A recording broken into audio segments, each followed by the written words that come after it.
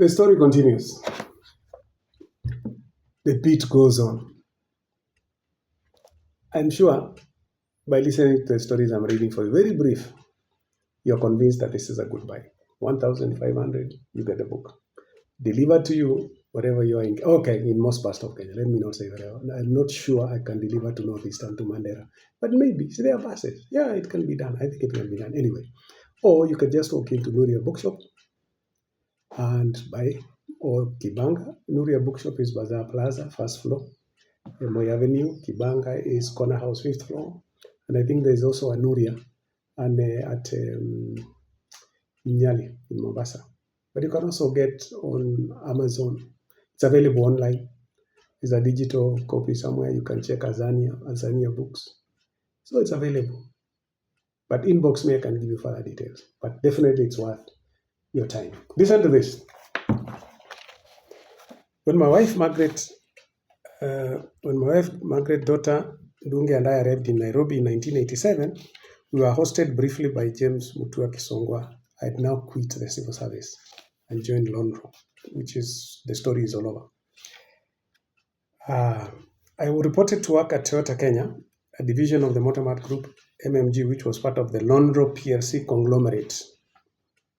My car, a Datsun 1600 SSS, which stands for Super Sports Saloon, caused quite a stir packed in the Toyota Kenya senior staff car park, and I came under considerable pressure to change it, which I eventually did. Mark Charlson, the group finance director, whose office window overlooked the parking lot, at one time suggested that I may have to go and look for employment at DT Dobby, the Datsun franchise holders, who have now closed.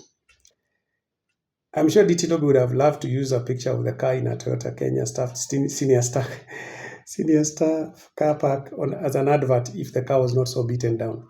Eventually, I was able to negotiate for a waiver on the time when I had to have been in employment with MMG to qualify for a car loan, and I bought a Toyota K30 KRK 706. KRK, Kiundi Richard Kioko. What a coincidence it was, and I really showed off. Anyway. That had a working handbrake because the Datsun did not have. I found great pleasure in pointing out that the registration number bore my initials. I sold the Datsun for the princely sum of Kenya shillings 32,000 to a taxi driver. I had bought it for 18,000 in Mombasa the previous year.